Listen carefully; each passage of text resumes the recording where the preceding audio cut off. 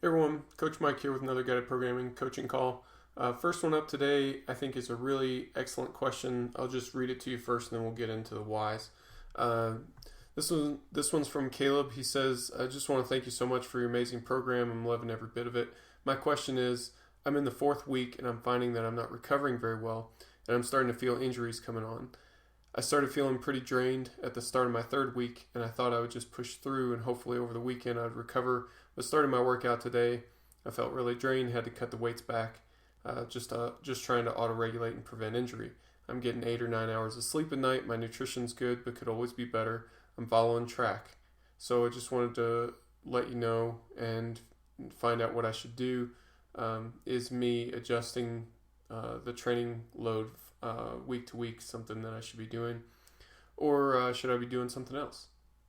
So I really like this question, first of all, because you seem to have done a lot of narrowing things down on your own, which is the whole point of guided programming.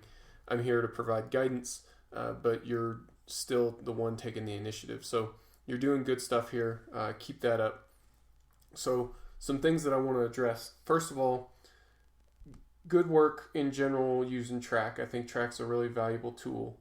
After you mentioned that, I decided to take a look at your track report and see if I could get a little better feel of your situation.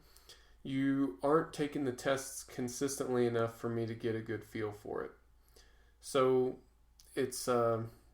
track is really something that you need to do every day, or really almost every day. If you miss one day a week, that's okay, but the more often you can take that track test, the better the overall data is going to be. So tracks isn't really giving you reliable guidance at this point. It's probably telling you to keep going, or to maybe even increase the volume. The testing isn't consistent enough for track to be providing much help for you.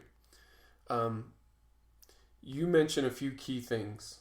You mentioned that you're feeling really beat up. You're feeling like you're not recovered well, that you maybe have injuries coming on, and that you're doing most everything that you reasonably can to ensure that you're getting recovered. I took a look at your training program. It's got a pretty brutal amount of volume, which is normally appropriate for a lifter at your level. But for sometimes in individual cases, that's not. So one thing that we learned from the recent Project Momentum was that people who felt recovered did far, far better than people who didn't. Now, people who didn't feel recovered still make good progress. It's just that we can help their progress be a little bit better if we match them up with a strategy that they're recovering well from. So, with all that being said, I think that we need to modify your training group. You're currently in a training group that's pushing down a lot of volume. It's more volume than you're able to recover from currently. Don't feel bad about that. That's not any sort of failure on your part. It's the fact that the training has to match your physical abilities. And for right now, the training that I'm sending you is outstripping your work capacity. So here's what we're going to do. I'm going to move you to a different training group that's a little bit more appropriate for your work capacity, and that's going to get you better results. In the meantime, for the rest of this week, what I would like to see you do is do a pretty hard deload. So first, do no downsets. So if you have any scheduled work, you can work up, but don't do any drop sets after that. I would like to see you drop all of the assistance exercises. So you can continue to do your competition lifts, you can continue to do your supplemental lifts, but don't do any of the assistance lifts. So the assistance lifts are the heavier lifts that are not competition exercises. So things like pin squats and board presses and deadlifts from a rack and pause deadlifts, things like that. Those are assistance exercises. Supplemental lifts are lighter in nature, things like straight leg deadlifts, things like rows, things like lunges, stuff like that falls into the supplemental category. You can keep doing those, just don't do any of the down sets. So what this should get you, you should be able to still do most of your competition lifts, at least to a moderate degree. So we're staying familiar with those movement patterns.